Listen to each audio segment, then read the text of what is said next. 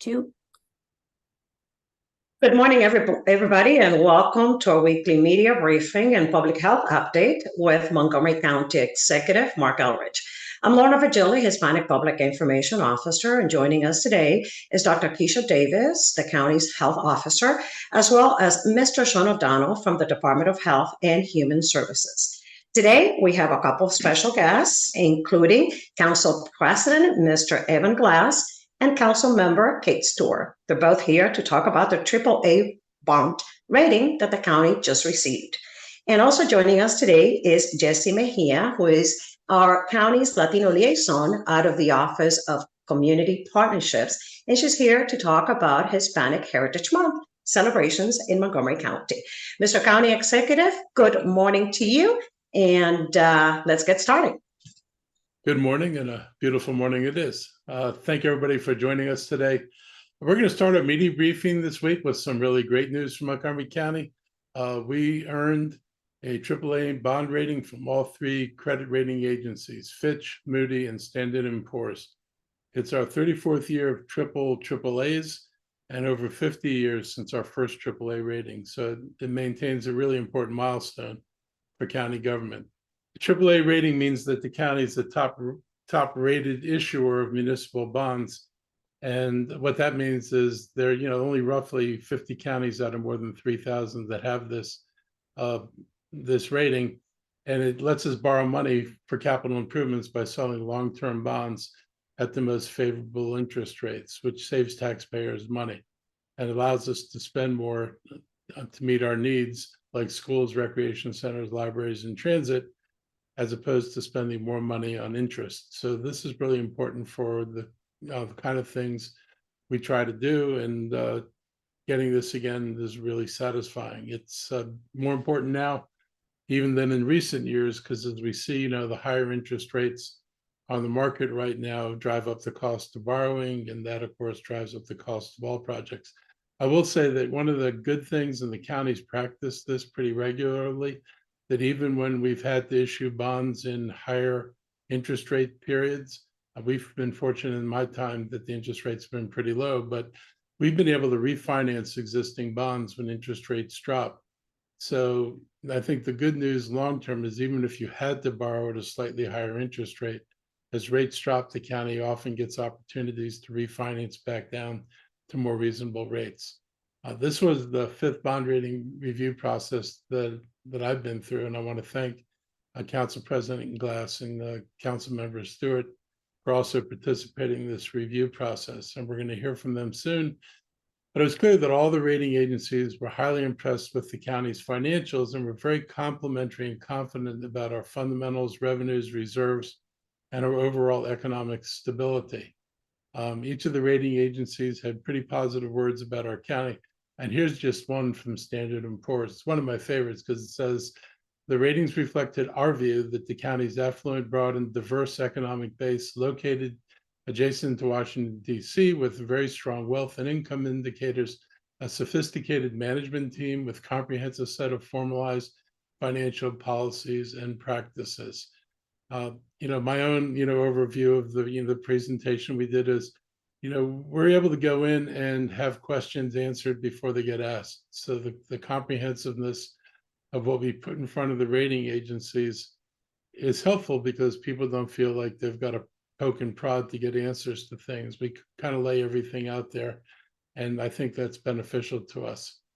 In addition to the run of AAA bond ratings, we've also seen some positive economic signs in other forms as well. This month, we again matched our 33-year low in unemployment numbers, and the July figures from the Bureau of Labor Statistics show Montgomery County's jobless rate remains at 1.5, which matches June's numbers and is tied for the lowest unemployment marks in Montgomery County since 1990. And it's the first time we've been able to hold unemployment this low for 2 straight months.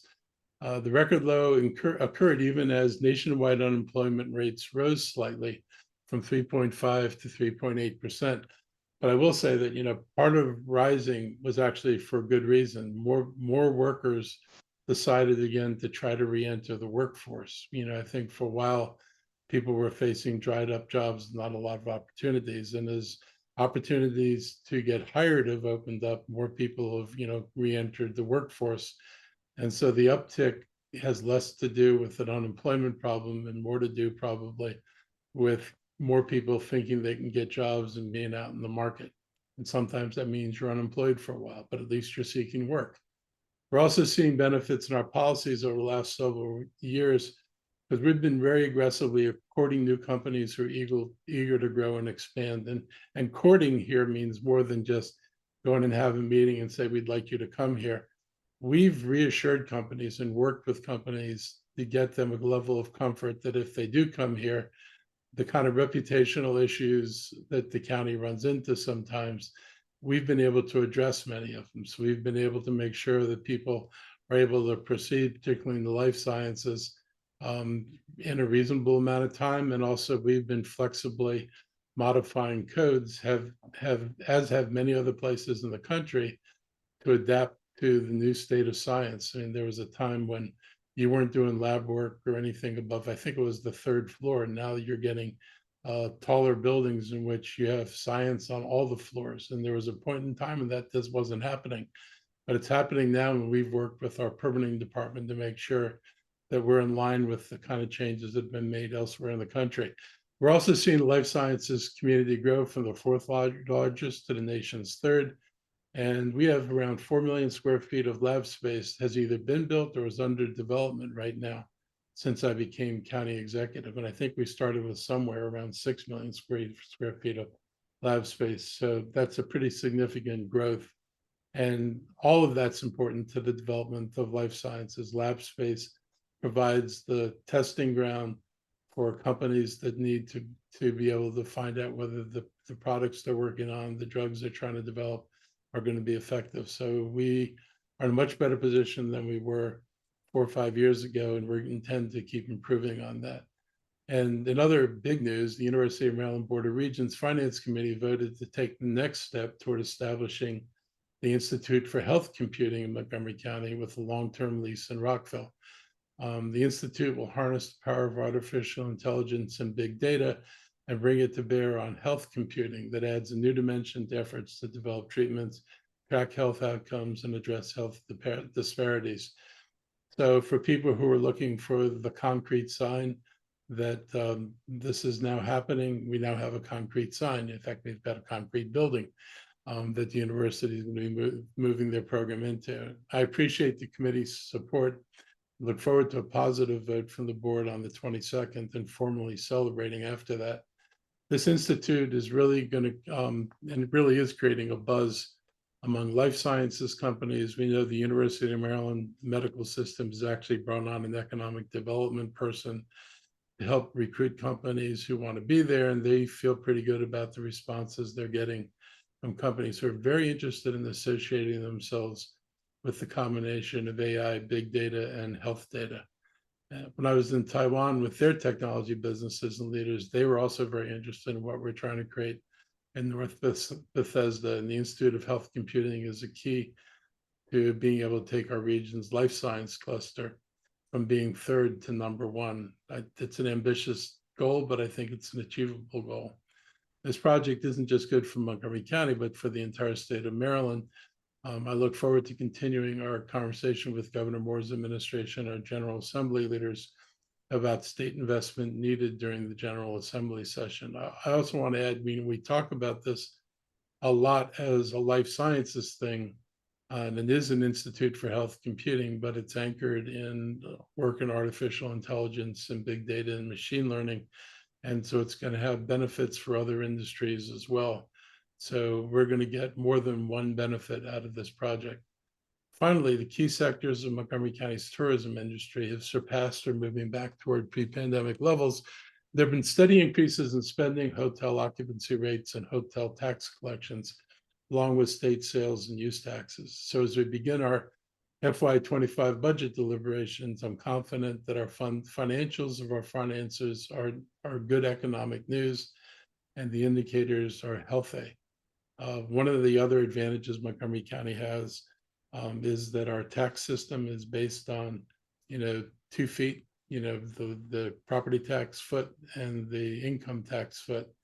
Some other jurisdictions around us are based more or less on one foot. Their property taxes without income taxes locally.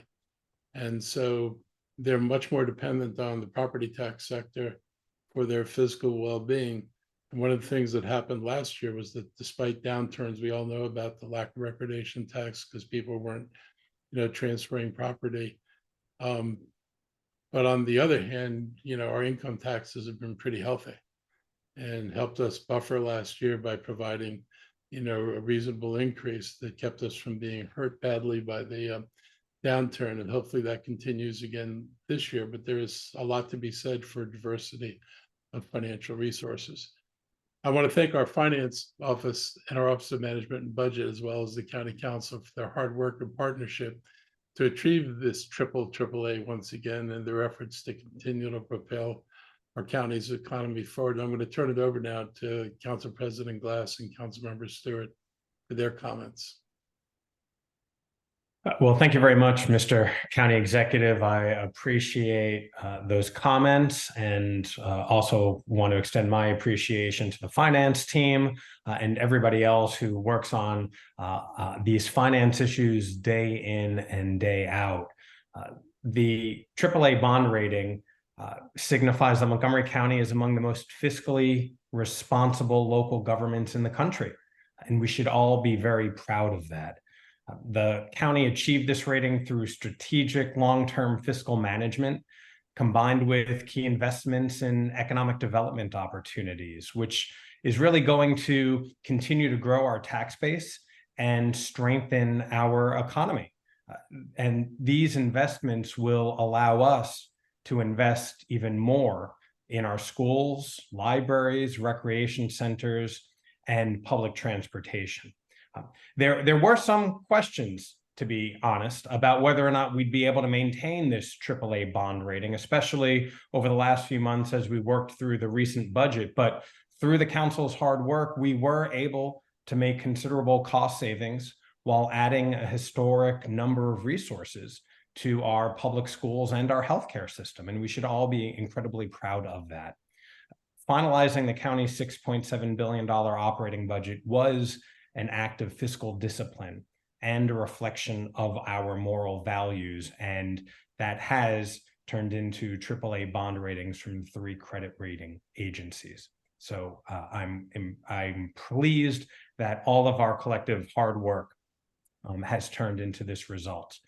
And we will continue working together and collaboratively to make sure that we have AAA bond ratings for the years to come. And with that, I'll turn it over to Councilmember Stewart, the chair of the Government Operations Committee. Great. Thank you, President Glass and County Executive Elrich. As chair of the Government Operations and Fiscal Policy Committee, I was glad to participate in the meetings with our rating agencies and thrilled to receive the reports that we did. As the county exec pointed to one of his favorite quotes from the report, I'd like to highlight mine. One of the agencies stated they view the county's financial resilience as superior, reflecting a combination of solid expenditure flexibility, demonstrated cost-cutting in response to weakened revenues, and timely adjustments to revenue projections, which have resulted in consistent reserve levels through the economic cycle. And again, as Council President Glass noted, this was a collaborative effort that we all worked together, the county executive, the council.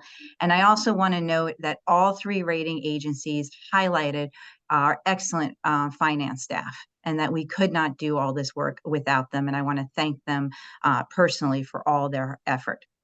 Over the last 3 years, Montgomery County has taken important steps to manage the well-being of our residents and the county's fiscal health through the global pandemic.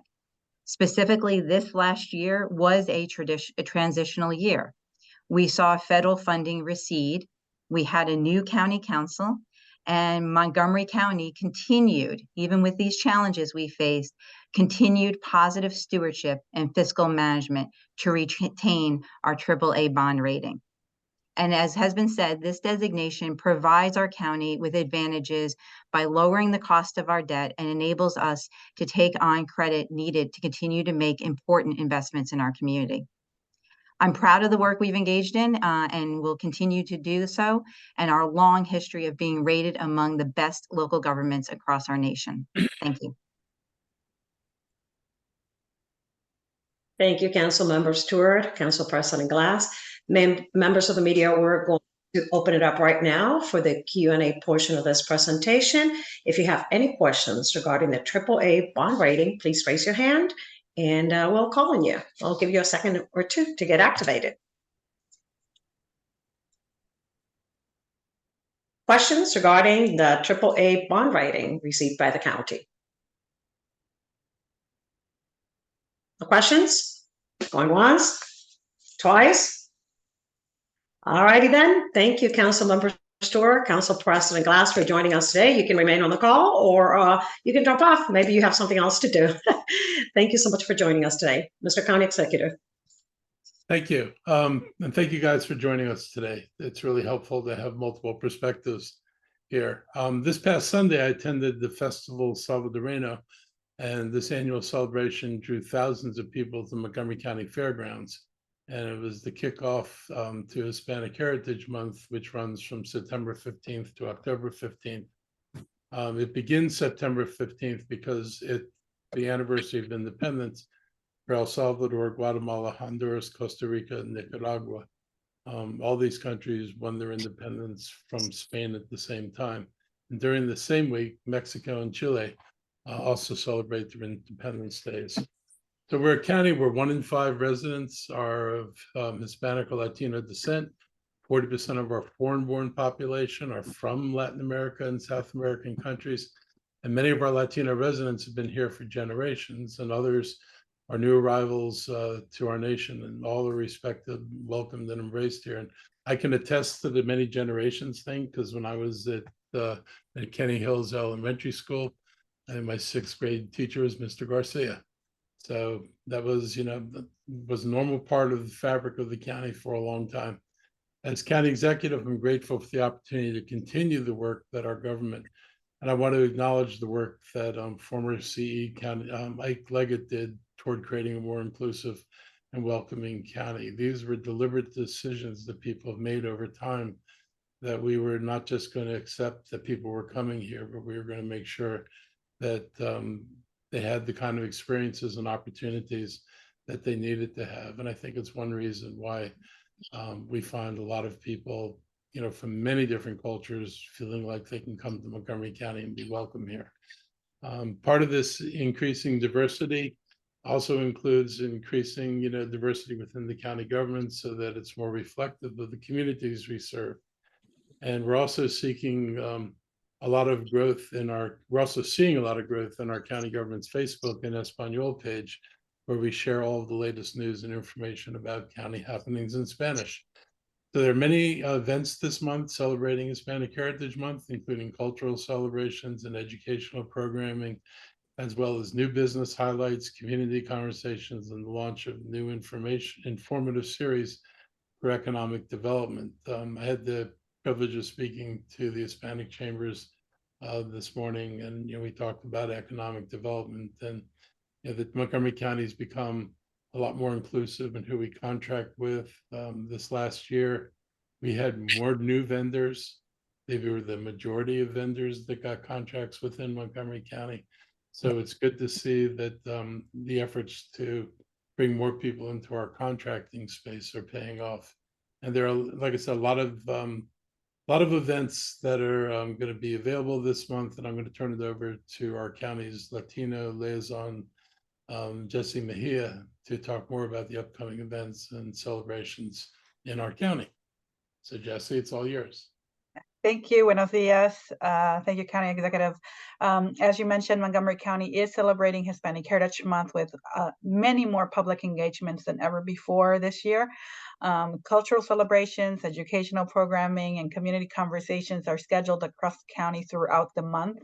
We will have regional concerts, local festivities, new business highlights, community conversations with a celebrated author, and the launch of a new informative online series aiming to spur business and economic development for folks wanting to start their business here in Montgomery County. This increased engagement is possible with collaborations between different county entities and community partners, including our regional service offices, business development team, Montgomery County Public Libraries, Department of Environmental Protection, REC, HHS, Board of Elections, and many others. We want to thank our community partners that are working with us in different communities to bring these celebrations close to our families. Some of the highlights include the TGIF Encore, a free concert series at the Marian Friar Wheaton Plaza every Friday during the month. Local neighborhood festivities at Germantown and Long Branch. New business highlights in Silver Spring and Bethesda. A month-long social media spotlight on county employees, a community conversation entirely in Spanish regarding our fiscal year 25 operating budget, and the launch of a new economic development virtual series by Montgomery County Public Libraries, Everything I-10. Rockville Library will also be hosting a contemporary conversation with celebrated author, Dr. Tony Medina, on October 11th. So lots happening. There will be virtual calendars made available for each region of the different events happening. These will be available Friday, the September 15th. Look for those calendars in our county's websites, social media platforms, including our Spanish Facebook page, Montgomery County en Español. Thank you. Thank you very much. Look forward to seeing you at some of these events. We will. So Thank you. Let's open it up, Mr. County Executive, for any questions regarding Hispanics Heritage Month. Members of the media, this is a time to ask questions regarding all events that are planned throughout the county. Please raise your hand if you'd like to ask any questions to the County Executive and or Ms. Jessie Mejia. Questions regarding Hispanic Heritage Month? Okay, going once, twice. No question. Thanks, Ms. Mejia, for joining us this morning. You can stay here on the call or you can drop off if you need to. Mr. County Executive, public health update and other topics. More things to come. So first I want to turn it over, before I turn it over to the HHS team, I want to talk about a couple of other items and put on your radar. First, the other night I rode along with with a police officer in the Silver Spring district, and I was on the beat that covered downtown Silver Spring, and while it was a relatively quiet night in downtown Silver Spring, the time I got to talk to the officers was incredibly valuable. We actually talked after roll call for almost an hour about issues they're facing and how they see their job, what they think they need, and get a sense of what they think we're doing right, and continued issues with where they see room for improvement. I got to hear firsthand the challenges that they face with staffing, and it's you have to do something like a ride along to really appreciate it. They had 9 folks going out that night on the shift we were on, and so 5 of them were basically deployed to downtown Silver Spring, and 4 were covering basically the rest of the county, from White Oak up to Burtonsville, from I-95 over to Randolph Road. That is an enormous amount of territory for poor people to cover, and it kind of reminds us. They told me that their peak levels of staffing used to be much higher, and they're not able to put out the people on the road that they really need to put out, and it's complicated by an issue we're having with the contractor who's supposed to fix their cars. We have had horrible delays and really extended periods of time before the contractor is returning vehicles to service, and it's really impacting the officers. And we're looking to deal with the contractor, because this is not an acceptable way to manage that contract. I think you get a better sense of the impacts when you actually have a firsthand view of what the officers are doing on their beats. I'd say most people were pretty polite, and it was from what I saw a largely peaceful evening. But I had, I had a few hours in a microcosm of the county. They underscored that some of the decisions we made in terms of bonuses and pay and expanded recruitment efforts have had an impact in both getting officers to stay and also attracting officers. But we need more proposals to try to address the size of our force. And we'll be going to the council with, the projections of where the force is heading and things we need to do that I think would better protect the residents of the county in the immediate future. So more to come on that. They did get to hear some of my concerns, and they answered questions about what they were dealing with, because I was trying to get a better understanding of, when we asked them to do things in Silver Spring, how do they view doing that? And to be frank, there are times when the officers are pretty significantly outnumbered by people, and it's challenging to work in that environment. I know that, in some of the issues we talked about, they're probably surprised by some of my positions on things, because I do share some concerns about, things that have been done in the name of having a nightlife, and whether, allowing those things to occur as they are right now is actually an impediment to public safety. So we've, introduced some new legislation that, we're going to be looking at how we deal with the nightlife folks going forward. But I just want to reassure the officers and the community that if the stuff we introduce doesn't deal with this problem, we're going to deal with it another way. We're not just going to fold up our tents and say, oh, well, can't solve it, because there's a way we can solve it. We just have to be willing to do it. So hopefully the business owners down there understand we're serious. And if they want to keep doing some of the things they're doing, they're going to have to make sure that they're operating their businesses in a way that doesn't cause problems for the community. I learned a lot from engaging and talking with these officers. I feel like in general, since many people who, are in administrative positions don't really do day-to-day work, talking to people who do the jobs we ask them to do day-to-day often provides insights that you just don't see from where you sit. And so I really, encourage, our managers to engage with the workforce. And it was certainly helpful for me to have had this opportunity to talk with the police officers. Another issue coming up, our FY25 budget community conversations begin this week. And we're going to be doing, I think, a total of 10 conversations. And this is the time we focus on the FY25 capital and operating budget process. Our first community conversations about the upcoming budget will be tomorrow evening at the Mid-County Community Recreation Center. And this year we've increased the number of budget forums from 8 to 10 in order to be more inclusive. It includes a budget conversation in Spanish that'll be held next week, as well as ones in Chinese and Amharic later this fall. And we'll also be holding separate budget forums that are specifically for seniors, as well as for the county PTA. We hold these community conversations to give people a chance to be heard and voice their concerns, and also give us ideas for where they think we should be spending money or not spending money. The ideas and feedback we hear is going to help shape our decisions and our priorities for the next fiscal year. So, we started when I came into practice of doing the community discussions before we did the budget, as opposed to after we did the budget. I think this is helpful. And, we have folks from, OMB who attend these. So we're all getting a sense of what kind of concerns are out there in the community.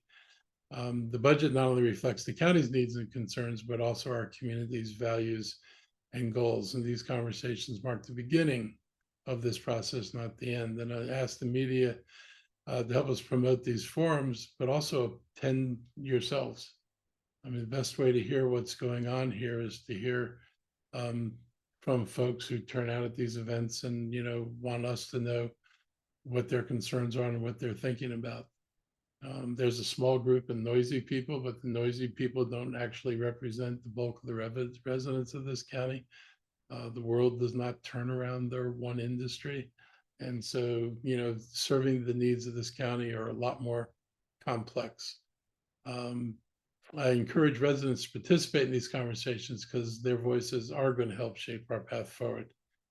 And finally, on the health update, you can see from the chart on the screen that our hospitalization numbers are up, and these numbers are always the ones that concern me the most. We're all over 5 times higher this week than we were just 2 months ago. We're still not at pandemic levels during the worst of it, which is the good news.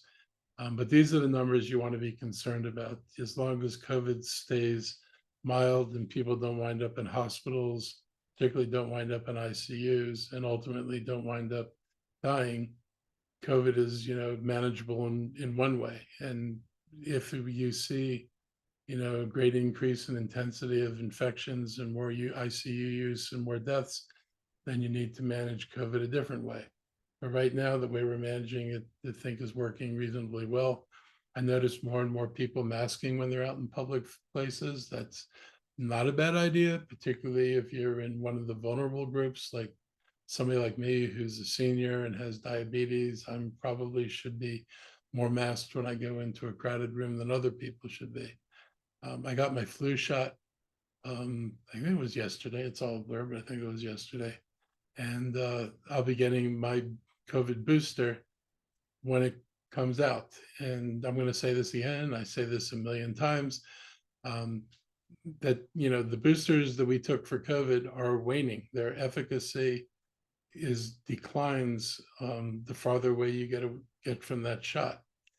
And so getting a booster is critically important to maintain the protection it gave us. If we like where we sit right now and like the lack of severity and prevalence of the disease, or the mildness of it at the very least, then remember you got here because you got a shot. And so keep taking these shots. We happily take flu shots every year. We should happily take this shot as long as this virus is out there.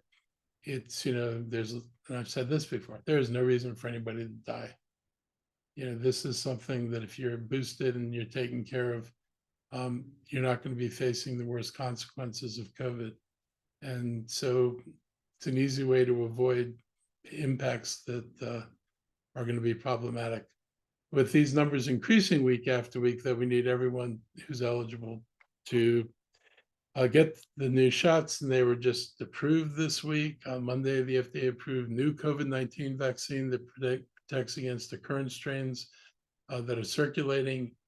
Yesterday, CDC's advisory committee recommended anyone aged 6 months and older should get the new vaccine. And vaccines are going to start to be distributed to healthcare providers and pharmacies across the US in the next few days. And the big difference in this rollout is that insurance companies are going to pay for the vaccinations, and shots will primarily be available through private physicians' offices and local pharmacies. So the county is not going to have to mount the mass vaccination program. We're not going to have huge lines of people queued up to get through a few vaccine centers in the county. The vaccines are going to be widely available at pharmacies and in doctors' offices. So you'll be able to treat this like going in for any other shot. You don't stand in long lines, for most of these things. And this will be carried out in a way that I think everybody will find more comfortable and normal. And like most other health departments around the state, the county clinics are going to be more focused on the uninsured individuals. Our residents should contact their healthcare provider or visit vaccines.gov to search by zip code for local pharmacies offering the vaccinations. And like I said, you can see a picture. This is me getting the flu shot. I will tell you, I do not like shots, but this was no big deal. And I'm 1 day after the flu shot, and all I've got is like tiny bit of soreness in my arm, but no side effects, no ill effects, nothing. So I feel fine.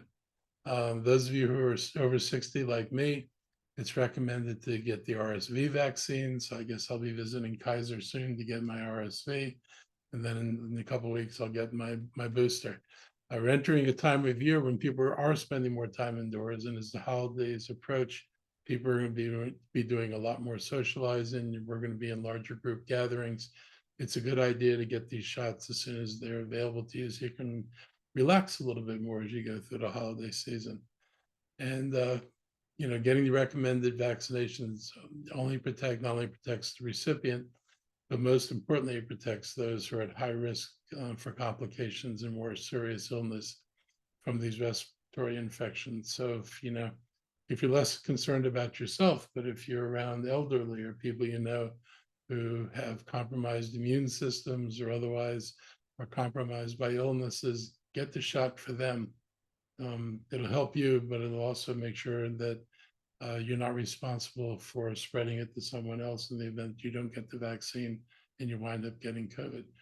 So all that said, I'm going to turn this over now to our HHS team for their update. Thank you, Mr. County Executive. So I just would like to share with you a little bit of additional surveillance information. Again, our federal partners are updating the typing of the different variants that are going around. I'm sharing this with you. These are all Omicron variants that we're seeing across the country. Most of these are related to the XBB strain, and these are substrains of XBB. And this is what the new COVID vaccine has been formulated to protect against. When we look at our wastewater surveillance, we see the orange lines are showing you the parts per million that we see in our wastewater from surveillance. It's showing continued high amounts of COVID in the wastewater. Not surprising, the blue is showing the clinical cases that are identified through PCR testing. So you can see the correlation between these. The test positivity, this is across the state of Maryland, has, after rising for several weeks, has sort of plateaued. That can be it's still, a relatively higher percentage than what we saw earlier in the year, but at least it's not continuing to increase. And you can see here the test positivity in the upper right by county. You see Montgomery County has started to plateau as well. On the left, you can see the case rates per 100,000. These are the 7-day averages for 1 day. Excuse me. And you can see from previous weeks, these have gone up across the state. Ours was about 4 last week. It's now up to 6.16. And then we usually multiply that by 7 to get our 7-day average. Our hospital beds have gone up, as the county executive showed. We have an increase of acute care beds. This is a 1-day snapshot. We do look at this day to day, but our acute care occupancy went up by 17 since the previous Monday, and up by 7 to ICU. Now, when we look at our emergency department data, you can see the age groups where we're seeing more of our COVID patients are mostly 18 and above. But we're starting to see some of those at the younger ages as well. And then the lower data is showing the discharge diagnosis from our emergency departments. The left box is showing the COVID-specific diagnosis. The center is showing the influenza diagnosis. You see very, very low levels there. And we're starting to see with RSV on the right, we're starting to see a little bit of activity, which is not surprising. It usually happens around this time of year. Our overall emergency department volume is, apologies, it's slowly creeping up. They're getting a little bit busier as we're seeing more of these respiratory diseases result in people needing more care through an emergency department. And then statewide, you can see I've shared in the upper right the previous week's totals, 266 patients with a COVID diagnosis. That has risen to 291 across the state. And you can see the statewide has also had an increase in the ICU patients compared to the previous week. And then I just want to, again, reiterate, as our county executive mentioned, that vaccines.gov is the federally controlled website that helps people find not only COVID vaccines, but flu vaccines. You can search for either one. It will include both private sector vaccine availability as well as those participants who participate in the Bridge Access Program. That's the program that will ensure that adults who are not able to get insurance or their insurance doesn't fully cover the vaccination can go get a free vaccination.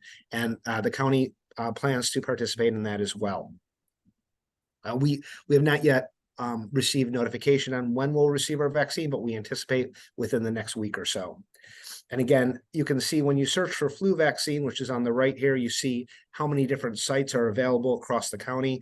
We imagine that within a few days, within a week or so, as those pharmacies, as those private clinicians receive their vaccine, you'll start to be able to see them populate, and you can search by the vaccine you want and the age group you want. Finally, we'll be updating our website with more information over the coming days, especially as we get notification of when we'll have vaccine and when we will open clinics for uninsured populations. Just a reminder, we still have rapid test kits en masse available at our libraries. Please check the library's website. They detail which sites currently have tests en masse, which sites are out. We are continuing to resupply, so there are some days when we have exhausted the supply, but we will resupply within a few days. And at this time, I'd like to see if our health officer, Dr. Davis, has any additional comments. Thank you, Mr. O'Donnell. No, nothing additional for me. Thank you, Mr. O'Donnell and Dr. Davis. Members of the media, let's open it up right now for the public health questions and general questions. Please raise your hand and we'll call on you.